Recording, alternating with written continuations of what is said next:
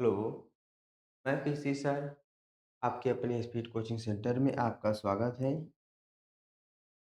आज से हम यूपीएसआई सब्जेक्ट वाइज और टॉपिक वाइज जितने भी क्वेश्चन अब तक पूछे गए हैं, वो हम देखेंगे। सबसे पहले तो यहाँ पर देखते हैं वर्णमाला से संबंधित प्रश्न। यहाँ पर लिखा गया है इस साइड में भाग प्रकार से संबंधित वर्णमाला के जो प्रकार से है, वो यूनिक यानी जो अलग तरीके से एक रिलेटेड जो रिलेट करके पूछा गया उसी संबंधित है। जो रिपीट हुआ 1 कुल 8। इस प्रकार से ये सभी दिए गए हैं कि प्रश्न कौन से कैसे प्रश्न पूछे गए हैं। हम अब इस पर ना चर्चा करके सीधे प्रश्न पर आते हैं।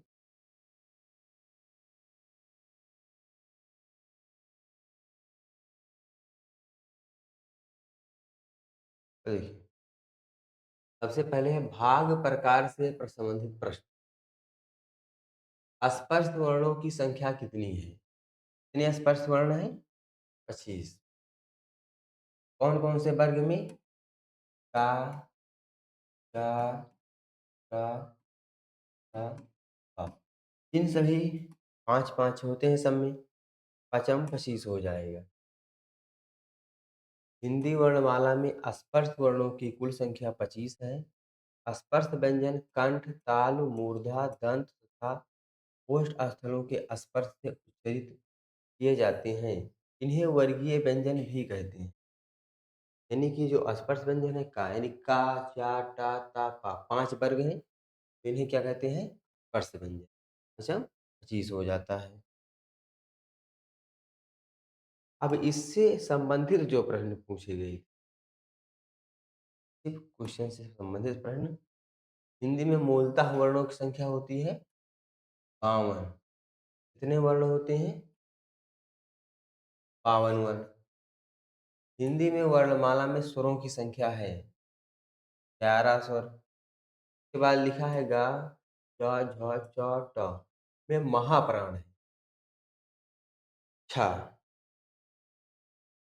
खा, गा, डा, ठ, ठ, ता में कितने अघोष व्यंजन हैं?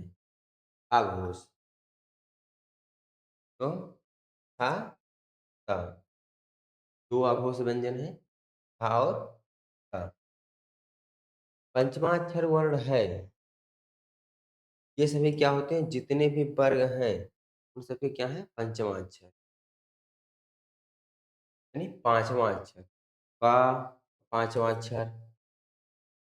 चा, ता, ता इन तीनों का पाँचवां अक्षर। और पा, आ का पाँचवां अक्षर ये है। हिंदी में व्यंजन वर्णों की संख्या है, कितने व्यंजन होते हैं? 37।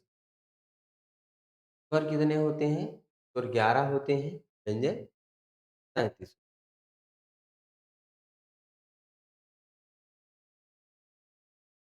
ये आगे क्वेश्चन को देखते हैं।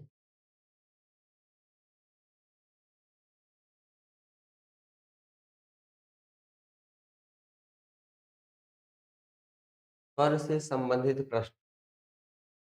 इनमें से किस शब्द में री की मात्रा का उपयोग हुआ है? इष्ट, रिपु, क्रिया, वर्षा।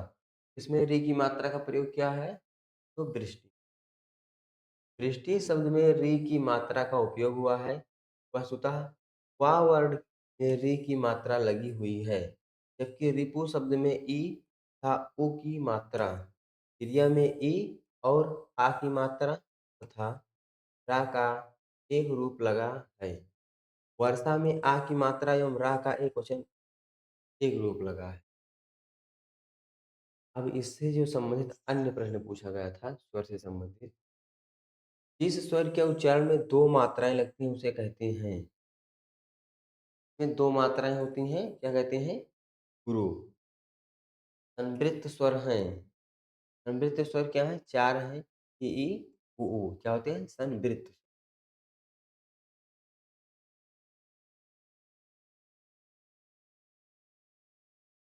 3 वर्णों का उच्चारण स्वतंत्र होता है, उन्हें कहते हैं स्वर। यानी इनका क्या होता है उच्चारण? स्वतंत्र होता है, किसी की आवश्यकता नहीं होती है। जब किसी की आवश्यकता नहीं होती है, उनको हम क्या बोलते हैं? उनको हम स्वर बोलते हैं। मूर्धन्य हरस्व स्वर का उदाहरण है।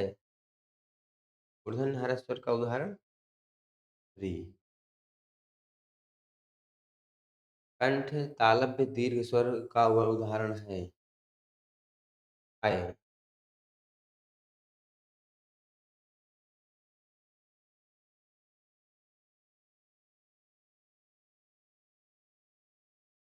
कंठोष्ठ दीर्घ स्वर का उदाहरण है औ।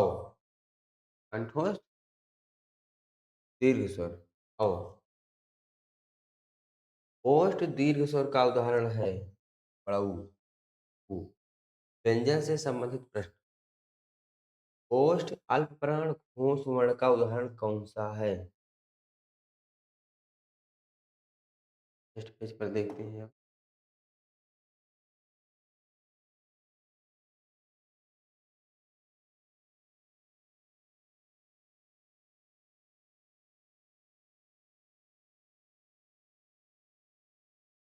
वहाँ भी प्रश्न दिया गया था, उसका आंसर जो है लिखा गया है,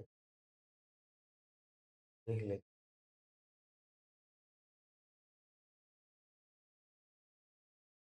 लिखा है बा ओष्ठ अल्पप्राण तथा घोष वर्ण का उदाहरण है। पूछा गया था ओष्ठ अल्पप्राण घोष। ओष्ठ अल्पप्राण घोष क्या है? बा। ओष्ठ महाप्राण तथा घोष वर्ण बा। ओष्ठ अल्पप्राण तथा अघोष वर्ण बा। ओष्ठ महाप्राण अघोष का क्या है? ओष्ठ महाप्राण तथा अघोष वर्ण का उदाहरण है।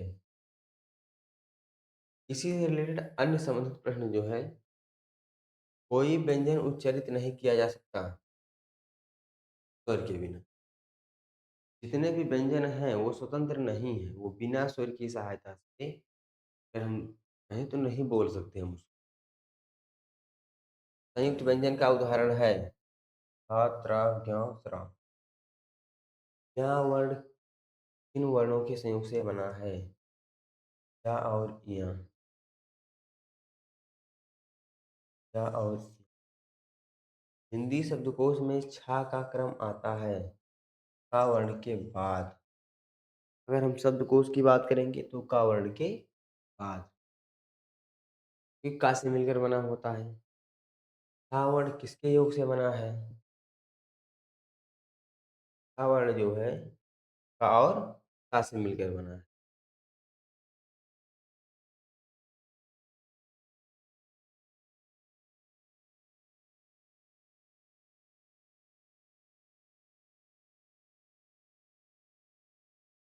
नेक्स्ट अंतस्थ व्यंजन या रा ला वा, इसमें क्या होते हैं?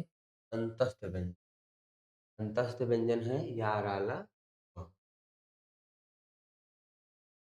या रा ला वा किस वर्ग के व्यंजन है? अंतस्थ व्यंजन है। ये 2021 नंबर में पूछा। मूर्धन्य अल्प प्राण अघोष व्यंजन वर्ण का उदाहरण है चार। दंत वर्ष अल्प प्राण अघोष वर्ण का उदाहरण है का। ओष्ठ महाप्राण घोष व्यंजन वर्ण का उदाहरण है का। मूर्धन्य महाप्राण अघोष व्यंजन वर्ण का उदाहरण है का। मूर्धन्य अल्प प्राण घोष व्यंजन वर्ण का उदाहरण है का।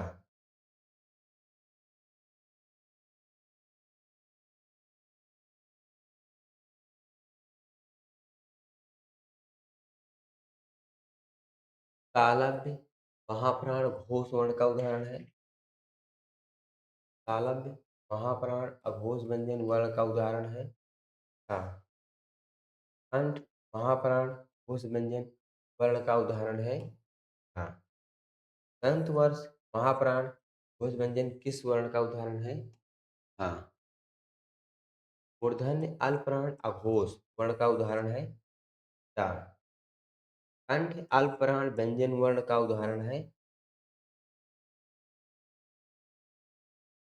ख, ज, ख तथा हाँ में से अघोष व्यंजन है। हाँ,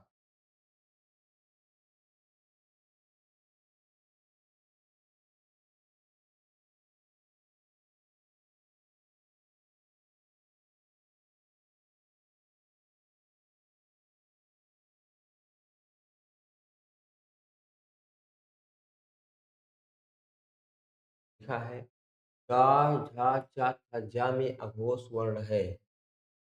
चा व्यंजन कहा जाता है जिनका उच्चारण स्वरों के वर्ण की सहायता से किया जाता है, इसे व्यंजन कहा जाता है।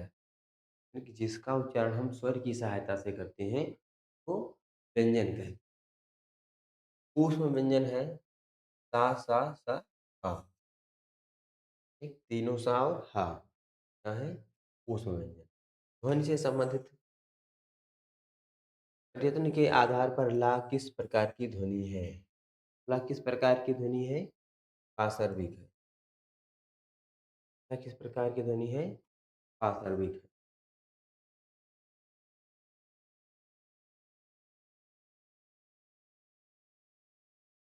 प्रयत्न के आधार पर ला पार्श्विक ध्वनि है।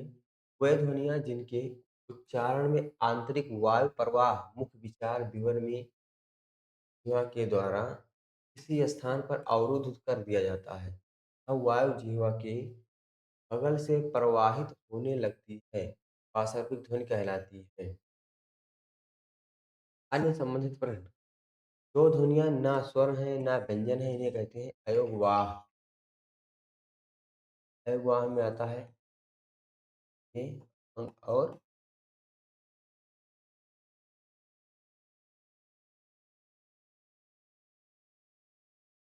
ये दोनों अयोगवाह हैं। बा की ध्वनि है ओष्ठ।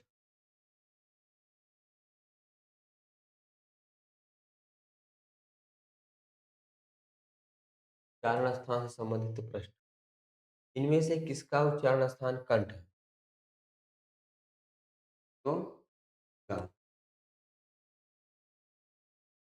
कैसे याद करते हैं तो अपुह विसर्जनीय हाँ कंठ, यानी कि आ और का, आ हो गया और का वर्ग कंठ से, और का उच्चारण स्थान कंठ है। अन्य संबंधित प्रश्न। का उच्चारण स्थान ओष्ठ। का उच्चारण स्थान दंत। का उच्चारण तालु। क्या होता है इचु ऐसा नाम तालु। अनुनासिक स्वरों का उच्चारण स्थान नाक और मुंह। दंत, दंत वाला वर्ग, दंत वाला वर्ग है ता। दांत से हम ता वर्ग का उच्चारण करते हैं।